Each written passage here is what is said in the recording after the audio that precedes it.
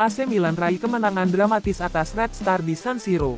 AC Milan melanjutkan tren positifnya di Liga Champions dengan meraih kemenangan keempat beruntun usai menaklukkan Red Star Belgrade 2-1 di Stadion San Siro, Kamis tanggal 12 Desember tahun 2024 dini hari WIB. Rafael Leao membuka keunggulan Milan lewat gol indah di babak pertama, sebelum Red Star menyamakan kedudukan melalui tembakan keras Nemanja Radonjic. Ketegangan memuncak hingga Tammy Abraham, pemain pengganti, memastikan kemenangan Rossoneri lewat gol krusial di menit ke-87. Kemenangan ini mengangkat Milan 5 posisi ke peringkat 12 klasemen sementara dengan koleksi 12 poin dari 6 laga, mengukuhkan langkah mereka di kompetisi. Sementara itu, Red Star terpuruk di peringkat 31 dengan hanya 3 poin. Milan kembali menunjukkan mentalitas tangguh di Liga Champions, memanfaatkan momen penting untuk menjaga asa bersaing di level tertinggi Eropa.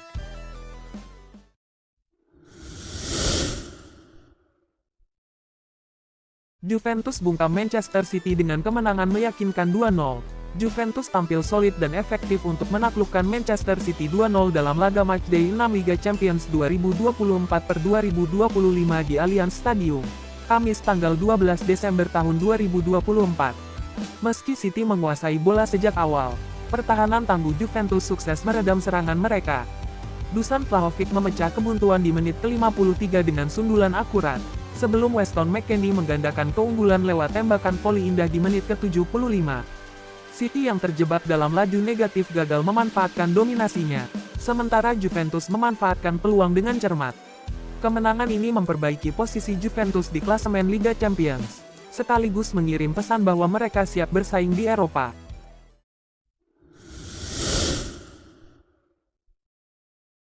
Barcelona raih kemenangan dramatis 3-2 atas Dortmund di Signal Iduna Park. Barcelona memastikan 3 poin penting dalam duel sengit melawan Borussia Dortmund di matchday 6 Liga Champions 2024-2025, Kamis tanggal 12 Desember tahun 2024. Blaugrana menang 3-2 setelah Dortmund 2 kali menyamakan kedudukan. Rafinha membuka skor untuk Barca di menit ke-53, tetapi penalti Serhou Guirassy menghidupkan asa Dortmund. Ferran Torres mencetak brace 75-85, yang menjadi penentu kemenangan, meski Guirassy sempat menyamakan skor di menit ke-78. Kemenangan ini mendongkrak posisi Barcelona ke peringkat kedua klasemen sementara, menunjukkan ketangguhan mereka di tengah tekanan tinggi Dortmund.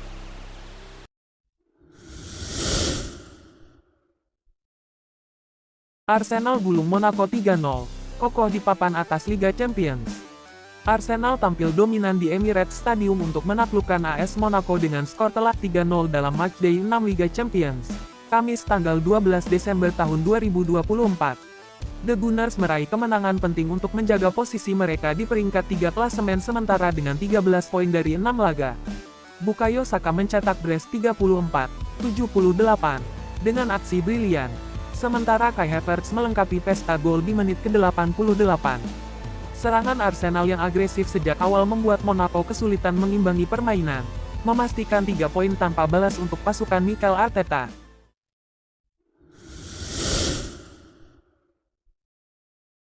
Barcelona bersiap untuk langkah besar di bursa transfer musim panas.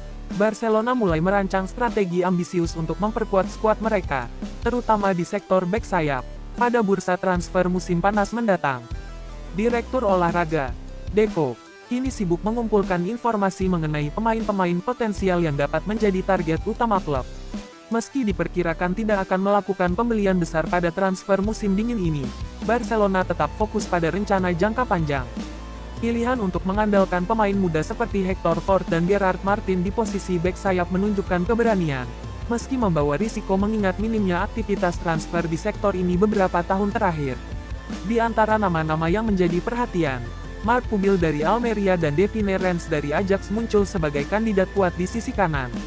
Sementara itu, bek asal Brasil, Van der Sar, juga menarik minat Barcelona berkat performa impresifnya di Monaco. Di sektor kiri, Barcelona menghadapi tantangan besar untuk merekrut Alphonso Davies dari Bayern Munich akibat tingginya biaya transfer. Namun, Caio Henrique dari Monaco dipandang sebagai opsi realistis, menawarkan pengalaman dan kualitas untuk melengkapi skuad muda Barcelona.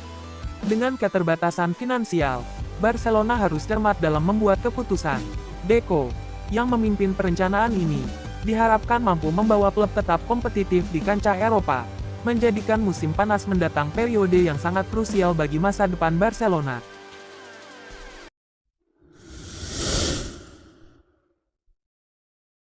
Jose Mourinho dorong Nico Williams gabung Real Madrid. Jose Mourinho berharap Nico Williams, bintang muda Athletic Bilbao, memilih bergabung dengan Real Madrid meskipun Arsenal dan Chelsea juga menunjukkan minat besar. Mourinho memuji Williams sebagai pemain luar biasa usai performa gemilangnya di Euro 2024, termasuk mencetak gol di final yang mengantarkan Spanyol meraih kemenangan atas Inggris. Penampilan ini bahkan membuat Williams dinobatkan sebagai pemain terbaik dalam laga tersebut. Meskipun statistiknya bersama Athletic Bilbao belum mencolok dengan 22 gol dari 142 laga, potensi besar Williams menarik perhatian klub-klub besar Eropa. Mourinho, yang juga mengagumi rekan Williams, Lamine Yamal, menyebut bahwa secara pribadi ia lebih memilih Williams sebagai pemain yang lebih lengkap. Saya berharap dia memilih Real Madrid, dia pemain fantastis, dan saya penggemar berat Los Blancos, ujar Mourinho dalam konferensi pers jelang laga Liga Eropa antara Fenerbahce dan Athletic Bilbao.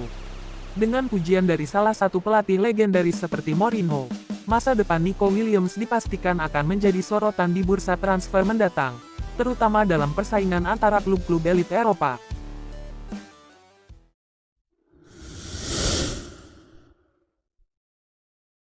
Chelsea tampil impresif, tapi masih butuh perbaikan. Chelsea menjadi salah satu kejutan di Premier League musim ini di bawah arahan Enzo Maresca. Konsistensi performa mereka membuat The Blues naik ke posisi kedua klasemen sementara, hanya terpaut 4 poin dari Liverpool di puncak.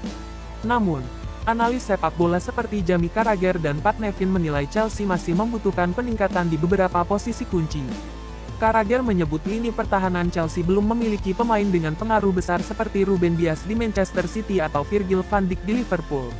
Ia merekomendasikan perekrutan bek tengah kelas dunia sebagai langkah penting. Nama Jarrad Branthwaite, bek muda Everton, muncul sebagai kandidat potensial.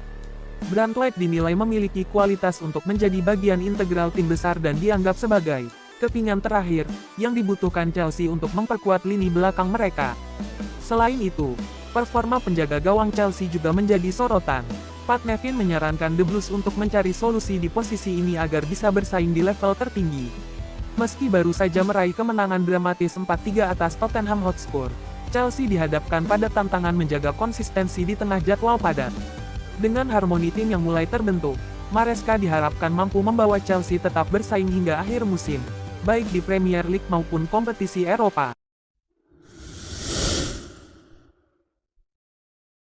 Luis Enrique tegaskan PSG harus tingkatkan performa di Liga Champions. Pelatih Paris Saint-Germain, Luis Enrique, mengaku puas dengan kemenangan 3-0 timnya atas RB Salzburg di Liga Champions. Namun menegaskan bahwa PSG masih harus meningkatkan performa jika ingin bertahan di kompetisi elit ini. PSG, yang sempat mengalami awal buruk dengan kekalahan dari Atletico Madrid, Bayern Munchen, dan Arsenal, kini berada di peringkat 24 dengan 7 poin dari 6 pertandingan. Meski kemenangan ini mengamankan tempat di playoff, Enrique menyebut klasifikasi yang ketat dan tekanan tinggi membuat mereka belum bisa berpuas diri. Sepak bola seringkali tidak adil, satu gol bisa membuat perbedaan. Kami harus terus berjuang, terutama dengan 2 pertandingan penting di depan melawan Manchester City dan Stuttgart, ujar Enrique. Pelatih asal Spanyol itu juga memberikan pujian khusus kepada Nuno Mendes, pencetak gol kedua PSG, atas kontribusinya di lini depan. Nuno memberikan solusi fisik dan teknis yang luar biasa. Dia membantu serangan dengan sangat baik, meski perannya bisa berubah di laga mendatang, katanya. Selanjutnya, PSG akan menghadapi tantangan besar melawan Manchester City asuhan Pep Guardiola pada tanggal 22 Januari sebelum menutup fase grup melawan VfB Stuttgart. Enrique menekankan pentingnya fokus dan perbaikan tim jika ingin terus melaju di Liga Champions.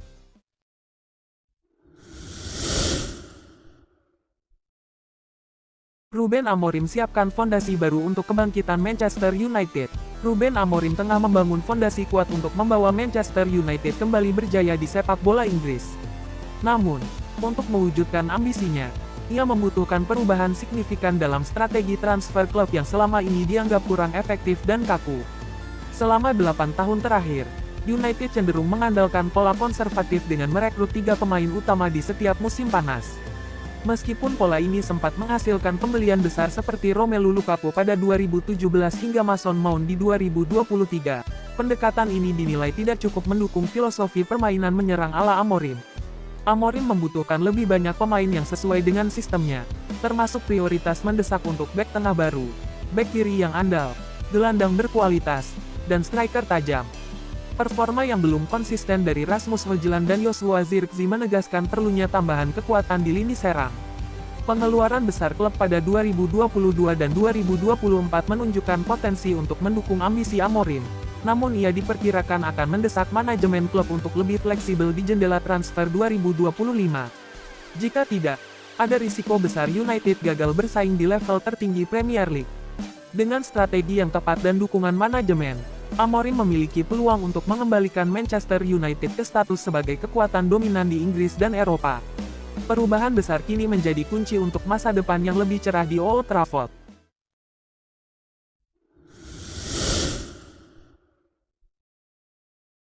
Pep Guardiola perpanjang kontrak di City, siapkan langkah menuju tim nasional. Pep Guardiola resmi memperpanjang kontraknya bersama Manchester City hingga 2027. Namun, sang manajer asal Spanyol mengungkapkan bahwa masa depannya mungkin ada di panggung sepak bola internasional, bukan lagi di level klub. Guardiola mengisyaratkan keinginannya untuk melatih tim nasional, dengan rumor kuat mengaitkannya dengan timnas Spanyol dan Brasil. Ia menegaskan tidak akan melanjutkan karir di klub lain setelah meninggalkan City, karena merasa tidak tertarik memulai kembali proses panjang membangun tim di level klub. Meski masih berkomitmen untuk Manchester City, performa tim yang menurun, dengan hanya 1 kemenangan dalam 9 laga terakhir, menambah tekanan pada Guardiola. City saat ini tertinggal 8 poin dari Liverpool di puncak klasemen Premier League, yang masih memiliki 1 pertandingan di tangan. Guardiola juga dikabarkan telah menerima 3 tawaran untuk melatih tim nasional musim ini. Salah satu peluang menarik adalah kemungkinan memimpin Brasil, terutama jika Dorival Junior gagal membawa Seleção tampil memuaskan di Piala Dunia 2026. Mantan bintang Brasil, Ronaldo, bahkan menjadikan Guardiola sebagai bagian dari visinya jika terpilih sebagai Presiden Konfederasi Sepak Bola Brasil (CBF). Meski langkah ini belum akan terjadi dalam waktu dekat, Guardiola yang kini berusia 53 tahun mulai mempersiapkan masa depan di luar sepak bola klub. Jika ia benar-benar melatih tim nasional, ini akan menjadi babak baru dalam karirnya yang sukses di klub-klub besar dunia, dan menarik untuk melihat apakah ia mampu membawa kesuksesan serupa di level internasional.